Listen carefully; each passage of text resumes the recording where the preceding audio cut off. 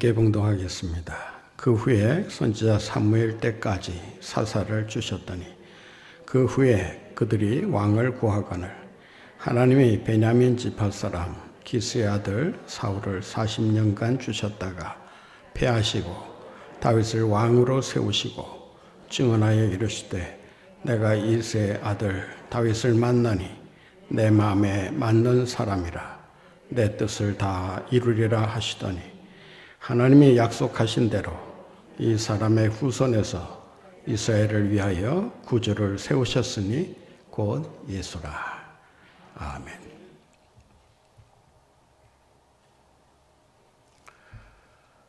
오늘의 본문은 바울의 3대 설교 중에 하나입니다. 대표적인 설교가 회당에서 한번 이루어지고, 그리고 17장에 가보면 아덴이라고 하는 당시에 그 대화의 광장으로 알려진 그 아덴이라고 하는 곳에서 헬라 철학자들과 대화를 하면서 그들에게 설교하는 그 아덴의 설교, 변증 설교이기도 한데, 당시 헬라 철학자들이 믿고 있었던 알지 못하는 신에게라고 하는 그들이 믿는 그 신을 인용하면서 너희들이 지금 믿고 있는 알지 못하는 신은 알지 못하는 신이 아니라 살아계신 하나님이시다. 그 하나님이 어떤 분이신가? 그 하나님은 이스라엘 백성들을 택하셔서 세상을 구원하시기를 원하시는 분이시다. 그분을 믿어야만 구원을 얻을 수가 있다.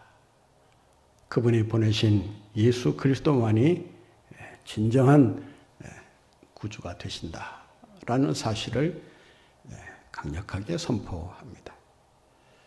그 다음 20장에 가면 그 밀레도라고 하는 지역에서 이제 그 예루살렘으로 떠나면서 고별 설교라고도 하죠. 그 자기를 마중 나온 그 교회 식구들 앞에서 마치 유언과도 같은 그러한 설교를 합니다. 그리고 자기의 주어진 사명은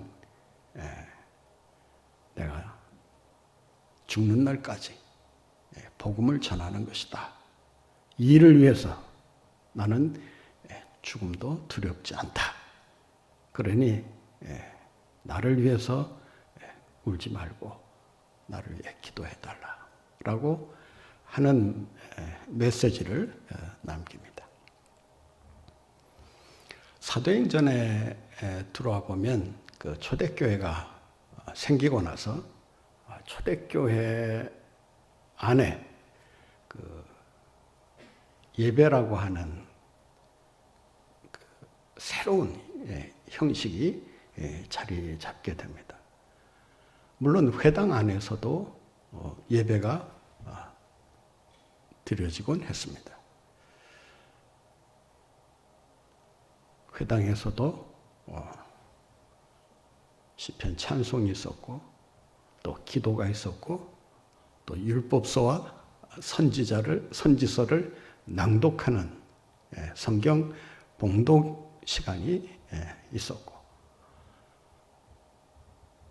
또 말씀에 대한 묵상, 특히 유대인들이 모이면 항상 묵상하는 말씀이 신명기 6장에 있는 말씀이죠. 쉐마 이스라엘, 이스라엘아 들으라. 하나님 여호와는 오직 유일하신 하나님이시니 오직 하나님을 마음과 뜻과 정성을 다해서 목숨을 다해서 사랑하라. 그 말씀에 대한 그 묵상을 하고 기도를 하고 찬양을 하고 그리고 율법서와 선지서를 낭독하고 그리고 그 봉독한 말씀에 대해서 회당장이 지명하는 랍비라든지 아니면 외부에서 온 손님 가운데 좀 영적으로 뛰어난 그런 인물이 참석했을 때 그분에게 짧은 설교를 하도록 초청을 했다라고 합니다. 그러니까 회당 안에서도 우리가 지금 드리고 있는 이런 예배 형식의 상당 부분이 드려지고 있었다라고 할 수 있습니다. 따라서 우리가 지금 예배 드리는 이 예배의 전통은 거슬러 올라가면 회당 예배와 만난다는 거예요. 더 거슬러 올라가면 성전 예배와 만나게 되고 더 거슬러 올라가게 되면 성막 예배와 만나게 됩니다. 더 거슬러 올라가면 제단이라고 하는 아브라함이나 이삭이나 야곱 같은 그러한 그 믿음의 선조들이 처음 예배드리는 장소가 어디였느냐? 제단이었다라고 하는 것이죠. 그 제단에서 뭘 했을까? 성경에는 그 제단에서 어떤 예배 형식을 가지고 예배드렸는가에 대한 언급이 없습니다만은 하나님을 경배하고 찬양하고 기도하는. 따라서 우리의 예배 전통은 하루아침에 만들어진 것이 아니다라고 하는 것입니다. 바울 일행이 선교지를 다니면서 가장 먼저 찾은 곳이 어디냐 하면 회당입니다. 회당을 찾은 이유가 무엇이었느냐? 같은 언어를 쓰는 유대인이기 때문에 대화하기도 쉽고 또 복음을 전하는 일도 비교적 수월했을 것이다 라는 것입니다. 왜냐하면 유대인들은 어렸을 때부터 이 구약 성경에 대한 그 공부를 가정에서 회당에서 늘 들여왔기 때문에 구약에 대한 지식이 아주 뛰어났을 것이다 라고 하는 것입니다. 뿐만 아니라 이 구약의 역사 속에서 존재했던 인물들에 대한 그 지식이 아마 다른 사람들에 비해서 월등 그 지식이 많았다라고 할 수 있습니다. 그러니까 유대인들은 그 아이들에게 성경 말씀의 어려운 부분들을 이렇게 가르치거나 그거를 숙지하도록 그렇게 강요하지 않는다고 합니다. 아이들이 어렸을 때부터 신앙 안에서 꿈을 키워갈 수 있도록 자신의 역사 속에 존재했던 위대한 인물들을 가르치고 그 인물들의 삶을 아이들에게 동화처럼 이렇게 가르쳐 주면서 자연스럽게 신앙의 위인들을 통해서 어떤 영적인 그러한 자신들의 그 성숙이라 할까요? 그러한 차원에서만이 아니라 그 인물들의 이야기를 들으면서 나도 저런 위인이 되어야 되겠다.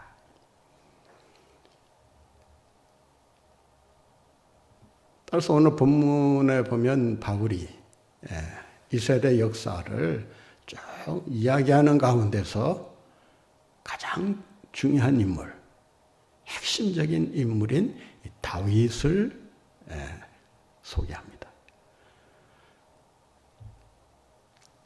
모세를 얘기할 수 있을 텐데 모세는 왜 뺐을까? 아브라함도 얘기할 수 있을 것 같은데 아브라함 얘기가 나오지 않는 이유는 무엇일까?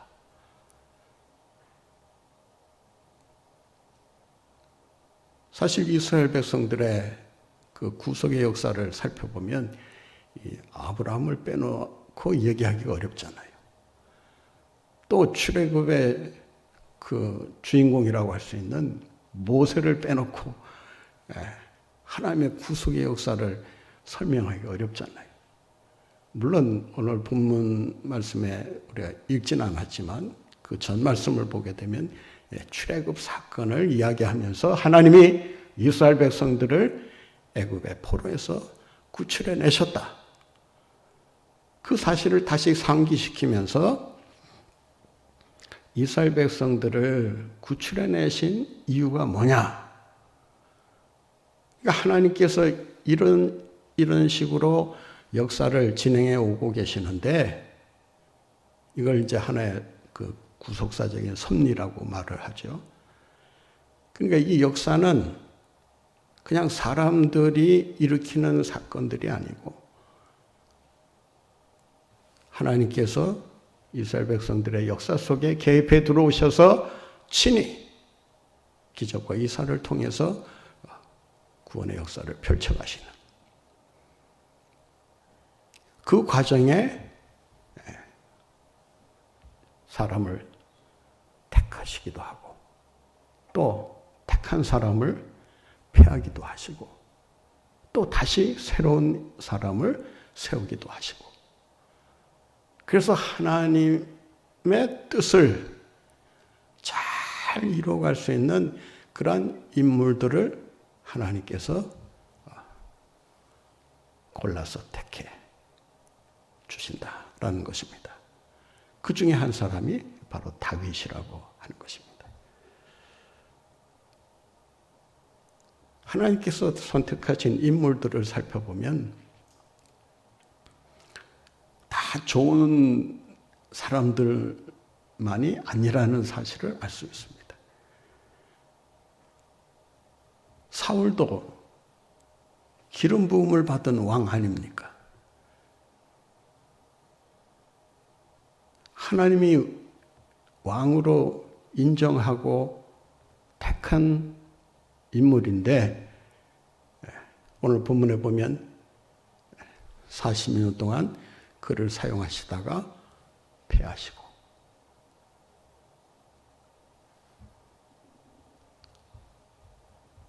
물론 단순 비교를 할 수는 없지만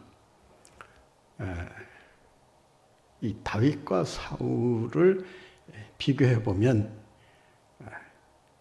정말 하나님의 마음에 합한 사람과 그렇지 않은 사람의 삶이 어떤가를 아주 확연하게 알 수가 있습니다. 그러니까 하나님은 좋은 사람을 택하셔서 일하시기도 하지만 그렇지 않은 사람을 택하셔서 또 다른 방법으로 일을 하신다라는 거예요. 우리도 때로는 교회 안에서도 있을 수 있고 또 사회 단체에서도 있을 수 있고 그 공동체를 이끌어가는 지도자를 선출할 때 회장을 뽑거나 임원을 선출할 때 왜 저런 사람이 됐을까? 그런 사람들이 꼭 있잖아요. 어떻게 보면.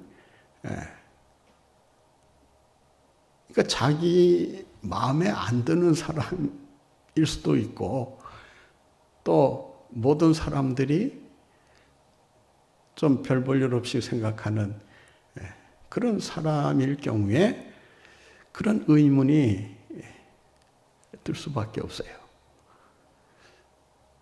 그래서 하나님의 일을 위해서 저 사람보다 더 좋은 사람이 있는데 왜 그 사람은 떨어뜨리시고 왜 저 사람이 하필 이때 그 자리에 앉게 하셨는가?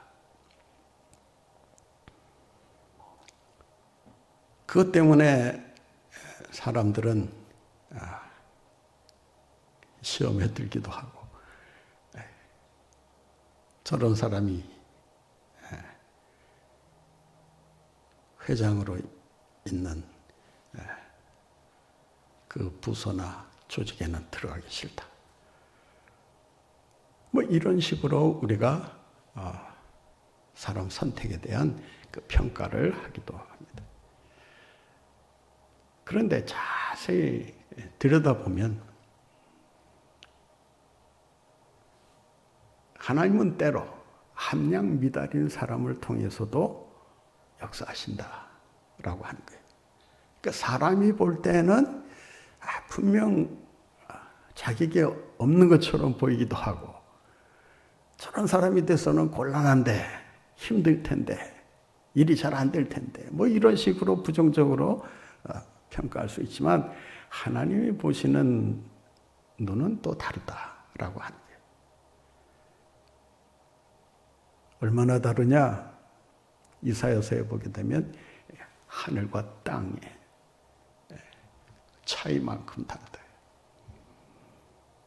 우리가 천지 차이라고 그러잖아요.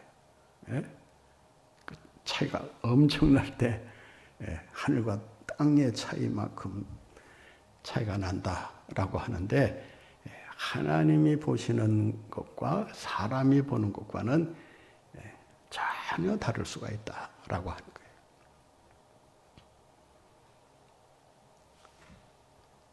때로는 악한 사람을 통해서 뭔가 그 공동체를 교훈하시기 위해서, 깨우치기 위해서 보다 바른 방향으로 가도록 하시기 위해서 하나님이 악한 사람을 세우실 때도 있다라고 합니다.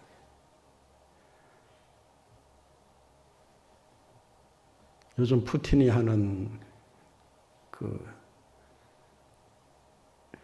정말 악마 같은 행동을 보면 야, 어떻게 저런 사람이 러시아라고 하는 태국을 다스리는 지도자가 될 수 있었을까?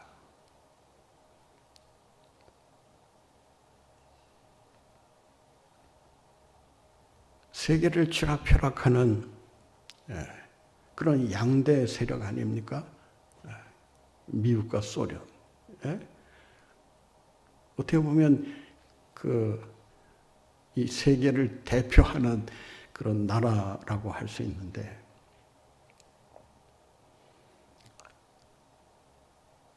무슨 생각이 있어서 그랬는지는 모르지만 그가 지금 이 우크라이나와 전쟁을 벌이는 그 행태를 보면 인간의 탈을 쓰고 어떻게 이렇게 할 수 있는가?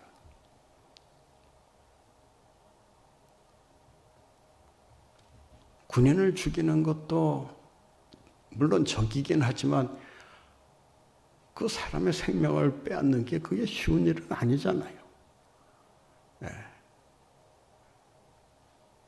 근데 죄 없는 민간인들을 향해서 미사일을 쏘아대고 폭탄을 퍼붓고 말이죠.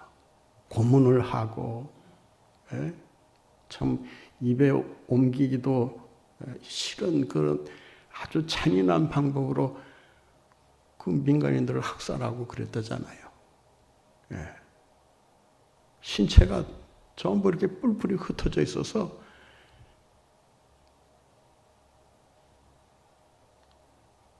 사람이 이렇게까지 악랄해질 수 있는구나. 잔인해질 수 있는구나. 그것을 아주 그냥 뼈저리게 느낀다는 거예요. 뭐 우리도 6.25 전쟁을 겪어보신 분도 계실 테고 또 그 이후에 출생하신 분들도 계실 텐데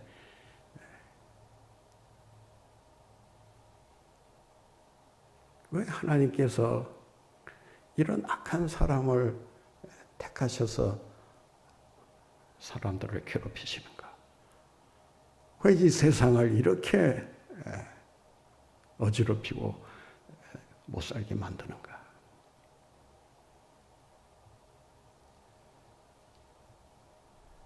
그러니까 우리 사람의 눈에는 아이고 저런 놈은 빨리 없어졌으면, 예? 이 귀신들은 다 뭐하고 있나?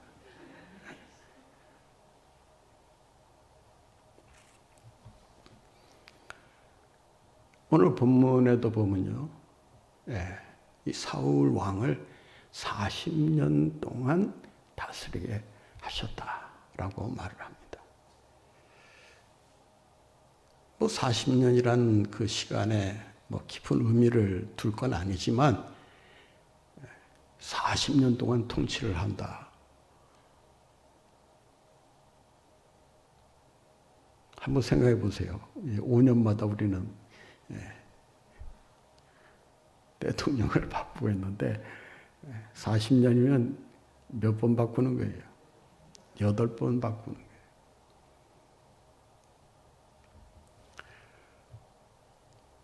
그러니까 하나님께서 왜 저런 사람을 저렇게 사용하시는가? 하나님이 계시다면 좀 쌍수가 노랗다 하면은 바로바로 그냥 처단을 하고 좋은 사람, 오늘 본문에 등장하는 이 다윗처럼 마음에 합한 사람. 참 저는 이 말씀을 읽으면서 주님께서 나라는 인간을 평가하실 때, 야, 정말 내 마음에 맞는다.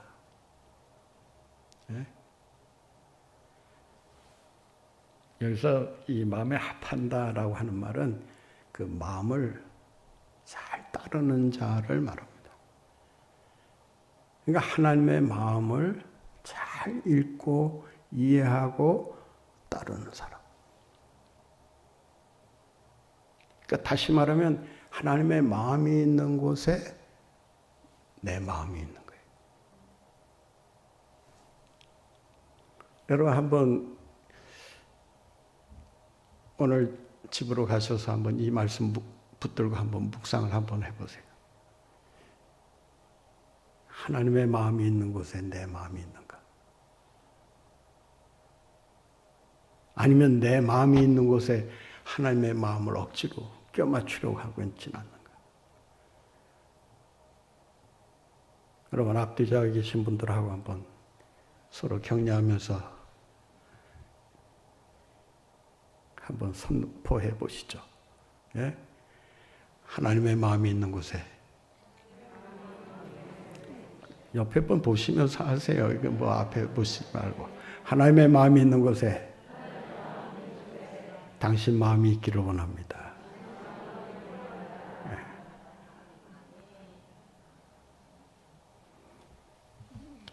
참 주님으로부터 야, 너 일 잘했다. 아, 너 잘났다. 뭐 이런 구질구질한 얘기 듣는 것보다, 예? 구질구질한 건 아니죠. 예. 그런 말도 들어야 하지만 정말 가장 듣고 싶은 말, 가장 복된 말이 무엇일까? 내 마음에 맞는다. 예? 우리가 아주 그 마음에 들면 뭐라고 얘기하죠? 쏙 든다 그러잖아요. 예? 마음에 쏙 든다. 이 쏙 든다는 그 느낌 아세요? 예? 아주 안성맞춤으로 말이에요. 예? 뭔가 딱 껴맞추면 그냥 거기에 쏙 들어가는.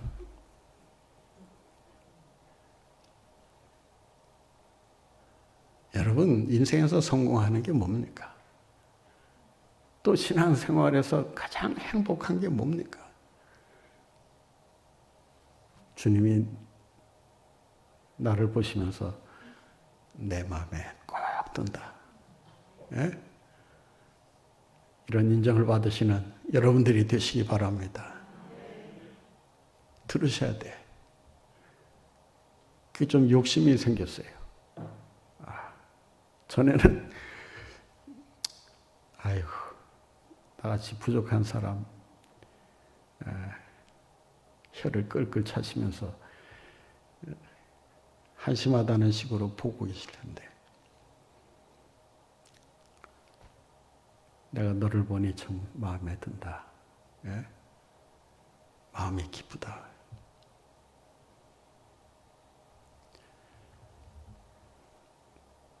우리 앞에 또 옆에 뒤에 계신 분들 한번 다시 보시고 볼매이십니다.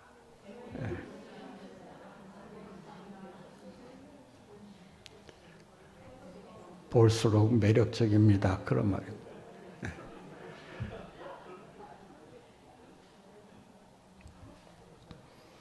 사람이 볼 때도 매력적이하지만 하나님이 보실 때도 야, 너 정말 매력 있다. 매력 덩어리다.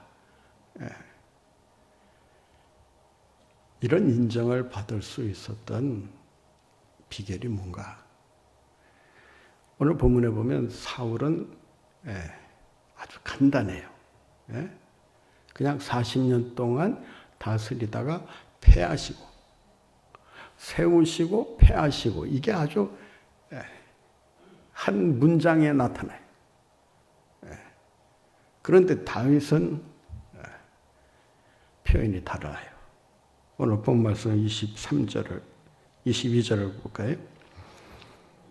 피하시고 다윗을 왕으로 세우시고 증언하여 이르시되 내가 이새 아들 다윗을 만나니 내 마음에 맞는 사람이라 내 뜻을 다 이루리라 하시니라. 아멘. 그러니까 마음에 맞으면 그 뜻을 다 이룰 수 있는 그런 위치에 서게 되는 거예요. 우리가 주님의 뜻을 이루게 해달라고 기도하고 소원하고 했지만 소원하는 게 먼저가 아니라 주님 보시기에 마음에 합한 자. 예전 번역은 합한 자라고 되어 있어요. 여기 보면 맞는 자라고 되어 있는데 맞는다는 뜻이나 합한다는 뜻이나 비슷하지만 실제로는 따르는 자. 그 마음을 따르는 자. 그러니까 여러분들이 회사에 직원으로 있다 했을 때 여러분이 그 회사 생활을 잘 해나가시려면 가장 먼저 해야 하는 일이 뭘까요?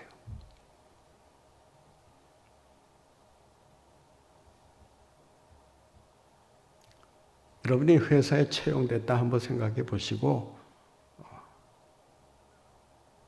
내가 채용되었을 때 그 회사에서 내가 가장 먼저 해야 할 일이 뭔가?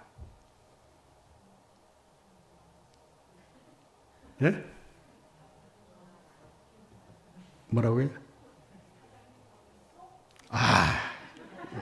우리 권사님 정답을 말씀하셨는데 그 사장님 마음에 쏙 드는 사람이 돼야 된단 말이에요. 그렇게 하기 위해서는 회장 마음속에 들어갔다 나와야 돼.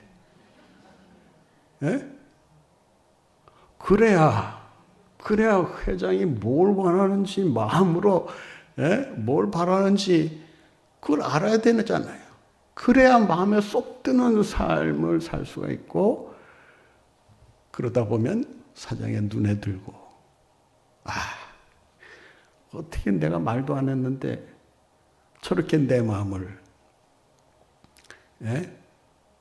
속 시원하게 해주는가. 기분이 좋으니까 예? 금방 들어갔어도 그 다음날 과장해. 뭐 그럴 리 없겠지만 하여간 아니 또 마음이 동하면 뭘 못하겠어요. 그렇잖아요. 예. 그 유명한 이 포드의 그 일화가 있습니다. 이 후임으로 누구를 물려줘야 될 것인가 고민하다가 매일 그 공장을 돌았다 그래요. 그래서 누가 가장 마음에 들게 일을 하는가, 또 누가 사장이 돼야 앞으로 이 회사를 더 잘 꾸려나갈 수 있을까.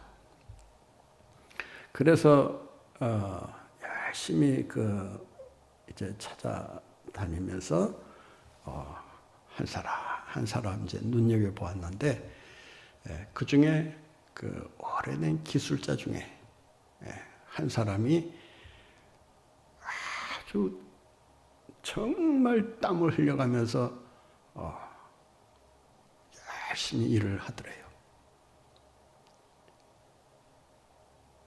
그러니까 주위에 자기가 와 있다는 것도 의식하지 않고, 누가 보든지 안 보든지 그냥 자기 일에 몰두하는데, 다른 사람들은 다 이렇게 좀 쉬기도 하고 설렁설렁 뭐 일을 하고 있는 마당에 그 한 사람이 눈에 탁 들어오더래요. 그래서 그 사람을 불러다가 자기 사장은 당신이요. 그러자 이 기술자가 뭐라고 말을 했을까요? 뭐라고 말을 했을까요? 아유, 저 같은 사람을 어떻게 사장으로 이렇게 안치려 하십니까? 황공무지로소이다. 덥석 받아먹은 게 아니에요. 그 사람이 이런 말을 했다고 그래요. 나는 기술자이기 때문에 내가 책임 맡고 있는 이 분야만은 확실하게 내가 할 수 있지만 이 공장 전체를 이끌어갈 수 있는 능력은 없습니다. 그러니까 저는 뭐 사장으로 이렇게 청구해 주시니까 감사하긴 하지만 저는 지금 이 자리가 좋습니다.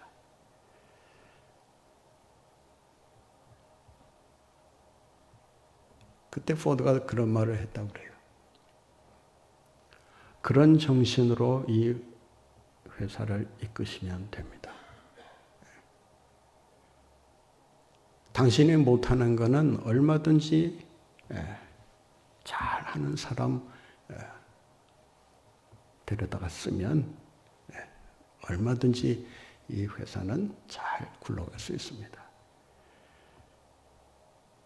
그 다윗은 하나님의 마음에 들어갔다 나온 것처럼 하나님의 마음이 어디로 움직이고 있는가, 거기에 항상 초점을 맞추고 살았다는 거예요.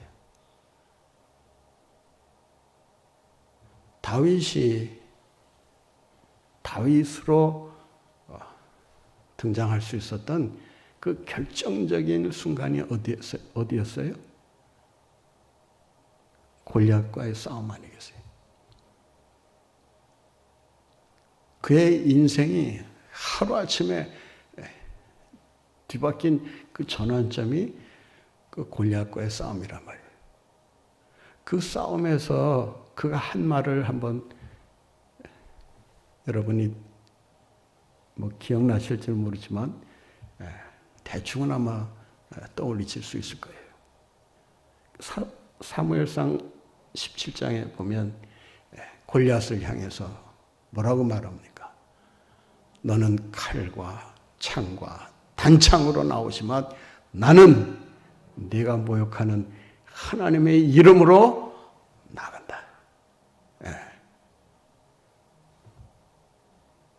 내가 지금까지 목동으로 있으면서 짐승들과 정말 생사를 겨루는 그런 싸움을 통해서 승리해 왔는데 그 승리는 하나님께서 그렇게 해주신 것이다. 너도 마찬가지다. 오늘 너는 내 손에서 그 짐승들의 하나처럼 되고 말 것이다. 얼마나 기계가 있고 담력이 있고 용감합니까? 좀 믿는 사람들이 이런 걸 좀 배워야 돼. 그냥 뭐 세상이 뭐라 그러면 아이고 예, 안 하겠습니다.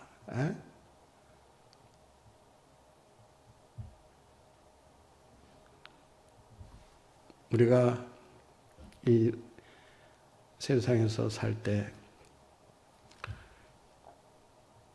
정말 이 다윗이 품었던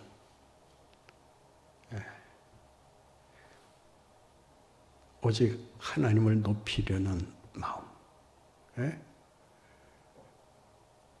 어떤 상황에서든 하나님만을 영광스럽게 해드리고자 하는 그 마음 중심. 하나님께서 그걸 보셨다는 거예요.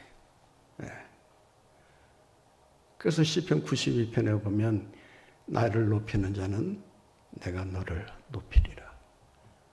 나를 사랑하는 자는 내가 너를 건지리라. 하나님을 높일 때 하나님께서 우리를 높여주시는 줄로 믿습니다.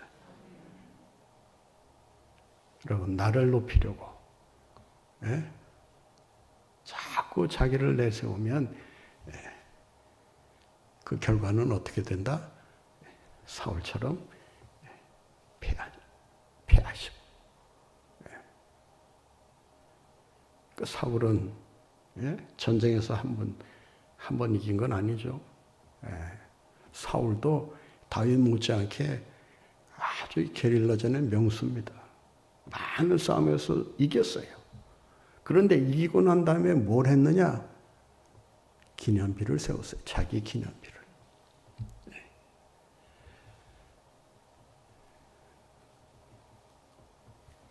다윗이 하나님의 마음에 합한 사람이 될 수 있었던, 하나님의 마음을 흡족하게 해드릴 수 있었던 그 비결이 여러 가지가 있지만 그 중에 하나, 전적으로 하나님만을 높이기 위해 힘썼다. 늘 하나님을 높이고 하나님의 뜻을 앞세워 그 뜻을 따라 살아가는 가운데 주님으로부터 내 마음에 합한 자, 이 합한 자를 인정만 받으면 그 다음에 복은 저절로 굴러오게 되는 줄로 믿습니다. 늘 하나님의 영광을 나타내며 살아가시는 여러분들 모두가 되시기를 바랍니다.